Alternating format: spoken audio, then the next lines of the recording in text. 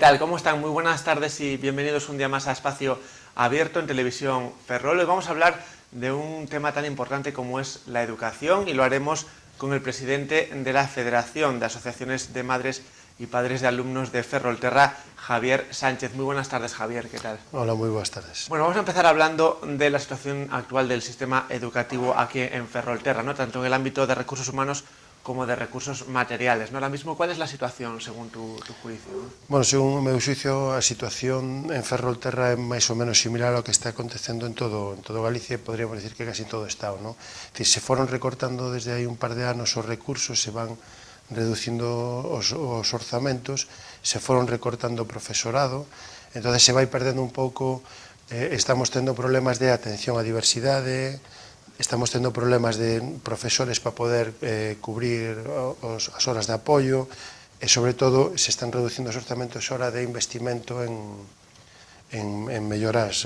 nos centros, ¿no? que fan falta. Hai centros como Recimil que necesita obras, ou como Juan de Lángara, como moitos centros que son de Ferrol e da comarca que necesitan investimento e que como non hai orzamentos, pues están quedando parados, ¿no? Bueno, hablas, por ejemplo, de ese aspecto del recorte de profesorado, lo cual en principio cabe pensar que lo que implica es que un profesor, digamos, atiende a más alumnos, ¿no? Sí, o que implica, o aumento aquel do horario lectivo que implicou foi que o profesorado ten máis horas lectivas, perde horas de atención de reforzos educativos, perde horas de atención a, por exemplo, a dinamización de bibliotecas ou preparación dos proxectos educativos, ¿no? Entonces, dedica máis tempo a dar clase efectiva, o que fai que evites que profesores auxiliares, profesores interinos que estaban contratados, non tes necesidade de contratalos, porque tes máis profesores dando horas lectivas. Eso que provoca que perdes as horas que tiñas de reforzos educativos, de dinamización e de apoio, ¿no? E de atención á diversidade, digamos. Entón, é aí onde se está perdendo. Bueno, la FEAMPAS de Ferrolterra hacía referencia en un último comunicado a velar por la calidad de la enseñanza pública.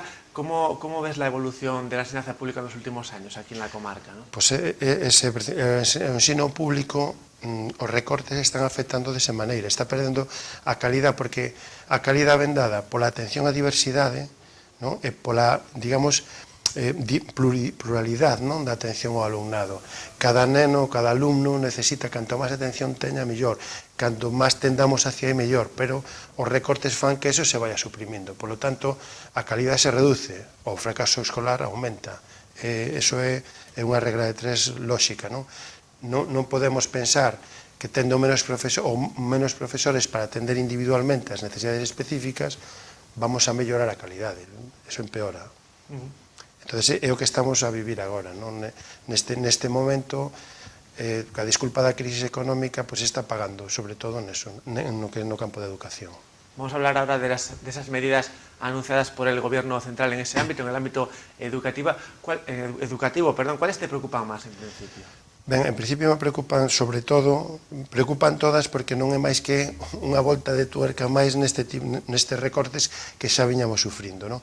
Me preocupa sobre todo o aumento da ratio de alumno por aula, non? É dicir, chegar a ter 30 alumnos de infantil para un profesor é unha barbaridade.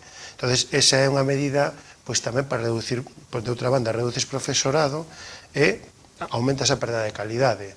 Non podes atender a 30 alumnos por aula de infantil, nin a 35 alumnos en secundaria. Hoxe en día, eso pasaba cando eu iba á escola, nos anos 70, nos anos 60. Hoxe en día eso está superado, non? O profesor que ten que atender a 40 alumnos debería estar superado porque non se pode atender a 40 alumnos ca pluralidade, ca diversificación, ca diversidade que temos hoxe. Entón, esa é unha medida moi seria, moi grave, que vai perjudicar muitísimo na calidade. Non vamos a masificar outra vez as aulas, co único objetivo de reducir profesores. Esa é unha medida. A outra medida que tamén vai influir directamente é outro apreto no aumento do horario lectivo. É dicir, o horario lectivo dos profesores de primaria vai ser de 25 horas, según o novo decreto, e os de secundaria de 20 horas. É dicir, van ter que cubrir todo o horario que de presencia dando aulas, sin poder atender eso, a diversidade, nin poder facer outro tipo de traballos como a dinamización de bibliotecas ou preparación de saídas ou outro tipo de traballos que se fan que aumentan a calidade do ensino. Entonces esta medida vai traer como consecuencia eso, e ademais que o profesorado, sobre todo en secundaria, en bacharelato, vai ter que dar máis horas de asignaturas afines. Por qué? Porque non teñen para cubrir as 20 horas, non teñen a súa propia asignatura. É dicir, que vamos ter alumnos recibindo clases de profesores non especialistas en materias que podría dar un especialista. Todo para reducir profesorado e reducir costes. Eso vai implicar un grave deterioro na calidade do ensino, eso clarísimo. Bueno, unas medidas que entendéis desde FEAMPAS que pueden ser provocadas por la crisis o que a pesar de la crisis se podrían adoptar otras, ¿no? Claro, home, a crisis está claro que existe unha crisis, pero unha crisis financiera, non? Entonces, parece que a única solución que temos da crisis é continuar neste mismo sistema aplicando recortes para gastar menos. Pero estamos vendo que non se soluciona a crisis, porque ainda aplicando recortes que semana a semana se van aplicando en Consello de Ministros, sigue habendo especulación contra a moneda española, contra a deuda pública española, contra o euro, contra a deuda pública española, e seguimos tendo problemas de financiamento propio Estado. É dicir, son os mercados os que deciden que Estado vai para arriba ou que Estado non vai para baixo. Entón, non creo que a crisis se solucione aplicando medidas exclusivamente de recortes de gasto. É claro que a mellor hai gastos superfluos en determinados ámbitos da administración pública, pero non queremos que sexa nin na educación, nin na sanidade, nin nos servicios básicos. Entón, non debemos tampouco perder de vista que nós vivimos nun Estado social. E un Estado social implica que a administración ten que garantir certos servicios sociales que son básicos para o noso desenvolvemento. Entón, eso parece que se vai perdendo un pouco. Penso que non é a saída. Non hai que recortar en educación, hai que aumentar en educación para conseguir, sobre todo, un futuro mellor para o noso país, con xente moito máis formada, con traballadores máis formados, con profesionais moito máis formados, vamos ter máis posibilidades no futuro. Hablabas antes de esas consecuencias de las medidas adoptadas por el Gobierno central. Aquí en la comarca la repercusión de esas medidas podría ser diferente según el centro en el que se diese.